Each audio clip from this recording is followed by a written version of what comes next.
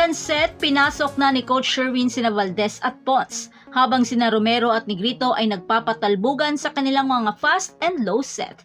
Hindi naman matatawaran ang galing at diskarte ng mga Foxes dahil nakikipagsagutan ng mga ito sa bawat atake ng Creamline. Habang ang Creamline ay di naman mapigilan ang mga nagkapatong-patong ng mga unforced errors. Naging maganda naman ang floor defense at net defense ng mga Foxes, dahilan upang makapag-set ng maayos si Romero sa kanyang mga spikers. Kaya Santiago at Tubo, todo sa pagpapaulan ng mga cross-court attack at down-the-line hit. Kaya nakalamang ng husto ang Farm Fresh, pero dahil sa composed at veteran moves, unti-unti itong nahahabol ng Creamline. Pero malaki naman ang naambag ni Pia Ildefonso na naglagay sa Farm Fresh na iangat ang puntos. Hanggang sa naiset point ito ni Kate Santiago sa isang off-the-block hit at isang net error attack naman ni Gemma Galanza, dahilan upang nakuha pang makaisa ng Farm